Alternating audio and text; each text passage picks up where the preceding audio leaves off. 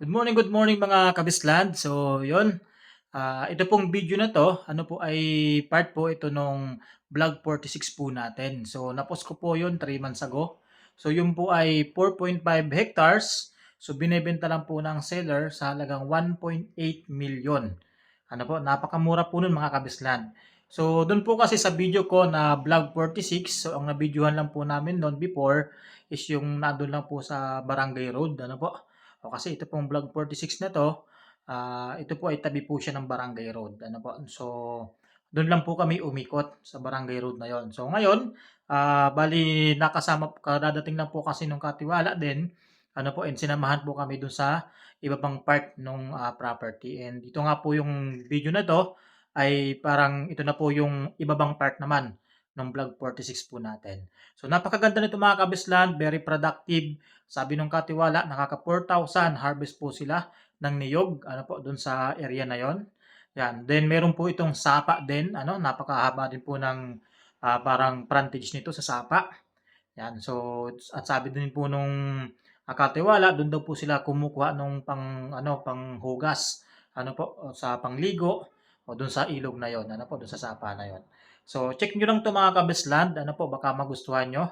Yan. So, pero kung gusto niyo po ng more information at first time lang kayo manood ng aking vlog, yan, balikan niyo muna po yung vlog 46 po natin para malaman niyo yung distance nito sa Manila, distance po nito sa town proper, ano po, and sa distance po nito sa National Highway, ano po.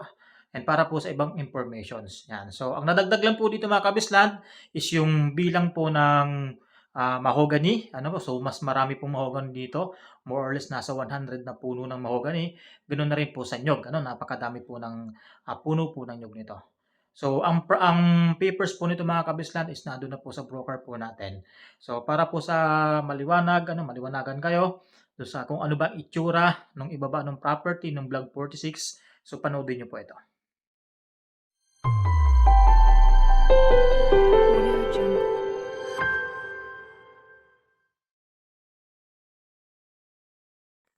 Good morning mga kabesland. Yan. So, ito po yung property natin na na-upload na natin before. Kaso hindi natin naikot yung pinakaibaba. Ano po? Yan. So, bali ito po yung pinaka property po niya. So, dito po yung pagitan.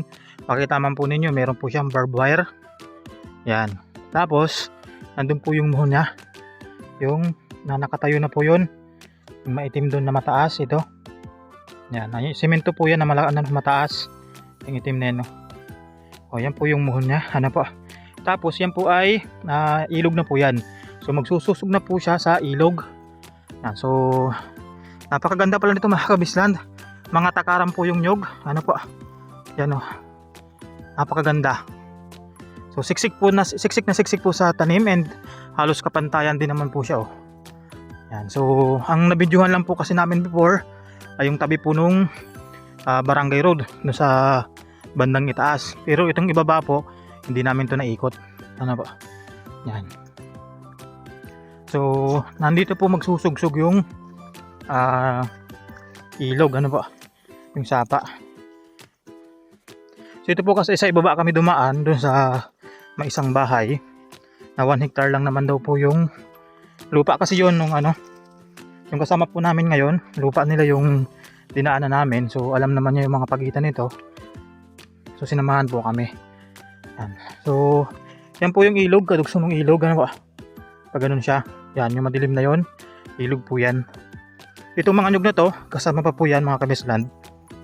Ano? Ang ganda po nito.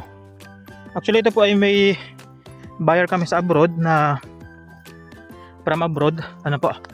Na gusto lang makita itong ibaba na to. Kaya sinadya din namin. Yan. Ang ganda po nito mga kabisland. So ito po ay 1.8 million lang. Ano po? Yan. Napakaganda.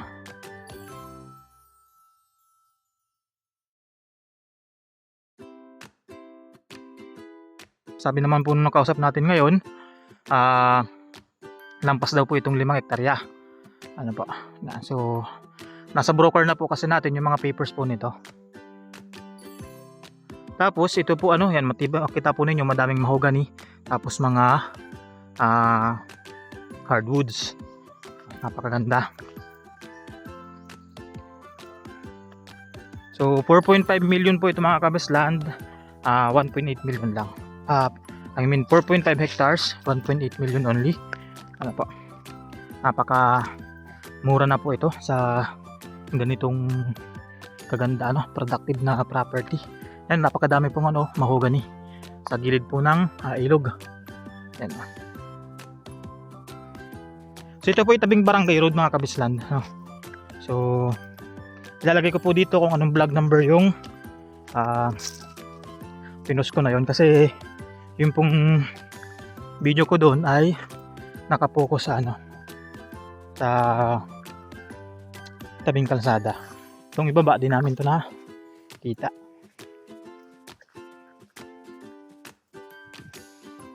Yan po ang ganda. Kasi ito ditong kampi dito, magsusugsog siya sa sa sapa.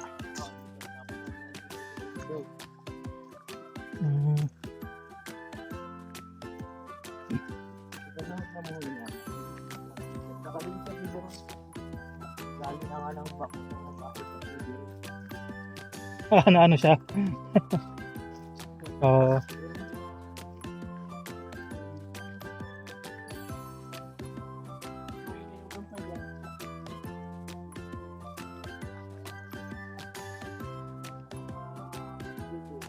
Ganda po nito mga kabisland. Ito daw po ay nakaka-4,000 na harvest. Napakaganda. Mga takaran po yan mga kabisland.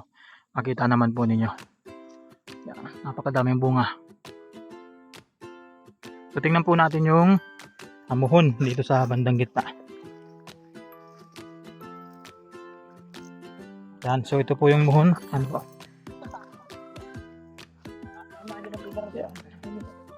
Tapos pa ganun siya. Punta dun. Feeder road na po dun. Hindi yan. Diretso na. Nandun na ang dito sa tabing feeder road.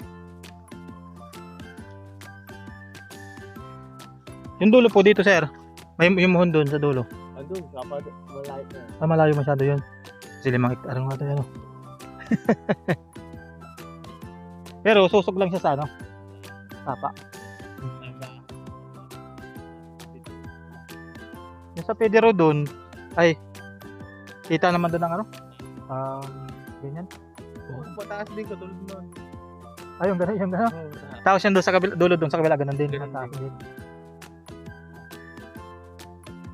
Basta yung may, di ba may barbed wire doon? Ay, dito yun. Meron din doon sa di ba? Meron din doon. Oo. Sabi ng feeder road. Yun. Kadugsong nito. Tapos may isang property. Iyan na. Ito na, tapos ito na. Pangatlo nga Yan, puntahan po natin yung kabilang muhon doon sa may barangay road. So ayun po lawak po niya mga kabisland kasama po yun sa property. Napakaganda. So ito po ay tubigan po ito. Yan po. Mga gabi.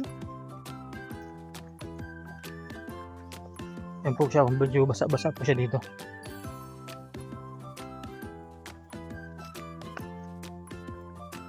So ito yung medyo hilly part mga kabisland. Ayan, malapit na tayo sa barangay road. Kasi yung dikit sa barangay road po ay medyo hilly. Ano po? Ayan. Tapos yung sa baba naman po ng binidyoan natin yun po yung okay halos pantayan din na productive. Yan. Ito po madaming mga dito. Mga hardwoods. Puro mahogany po May mga santol din, yan. Mga fruit bearing trees. Dami din.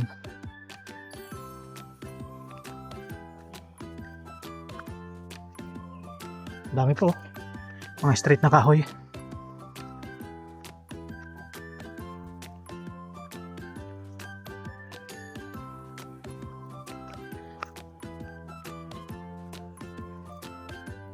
Ang daming mahogany dito mga kabislad. Ayan. Kadami. Puro mahogany po. Malalaki na po yan.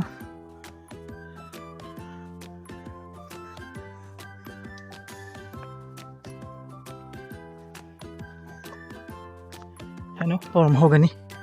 Dami po.